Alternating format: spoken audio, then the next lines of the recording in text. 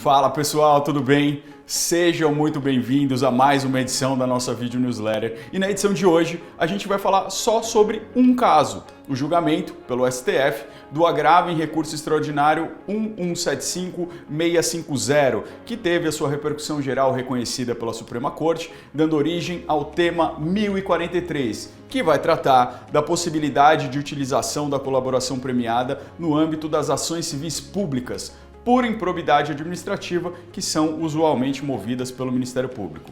É um caso só, mas são tantos temas instigantes e importantes para o mundo empresarial e corporativo que vale a pena a gente dedicar uma edição toda da nossa vídeo newsletter só para ele. Vamos entender um pouquinho do que está em jogo então? Bora lá!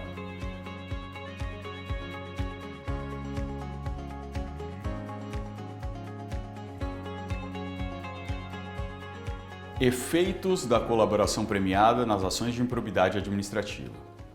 Esse julgamento do STF teve origem em um agravo interposto contra a decisão do Tribunal de Justiça do Paraná em um caso que discutia a constrição de bens de um acusado em uma ação de improbidade administrativa.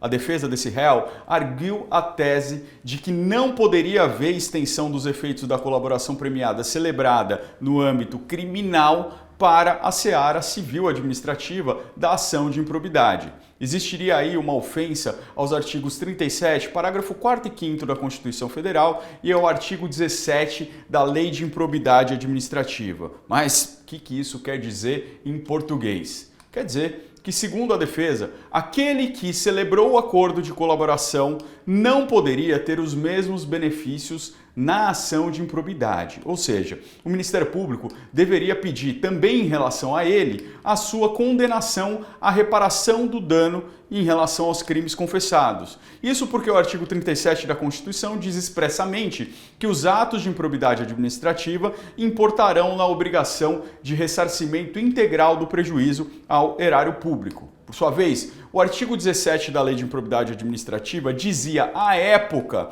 que era vedada a transação, acordo ou conciliação nas ações. Mas no que isso importava? Bom, importava que caso não tivesse efeitos na seara da improbidade, muitos dos acordos de colaboração premiada não seriam mais interessantes para o colaborador.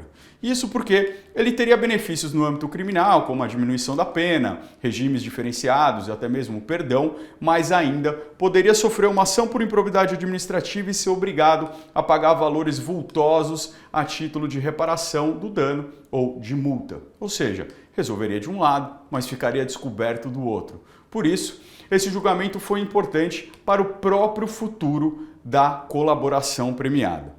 E o Instituto ganhou um novo gás, um novo fôlego com a decisão do STF.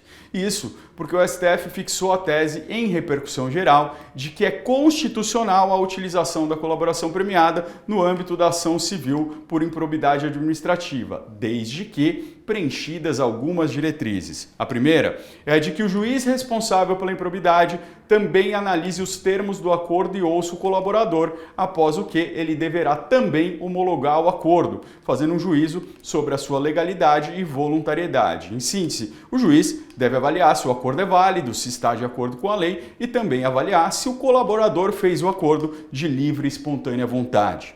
A segunda condição imposta foi a de que a ação de improbidade não pode ser iniciada apenas com base na palavra do colaborador, assim como já é no âmbito criminal. São necessários outros elementos de corroboração. A terceira condição, na linha do que prescreve a Constituição, é de que a restituição do prejuízo pactuada no acordo deve ser integral, não podendo ser objeto de transação. Ou seja, o Ministério Público não pode dar um descontinho no valor da reparação. A quarta é de que o acordo deve ser celebrado com o Ministério Público, mas deve ter a interveniência do órgão público afetado pelo ato de improbidade. Assim, por exemplo, se o ato se deu por um secretário de município, esse município deve poder opinar essencialmente sobre o valor da reparação.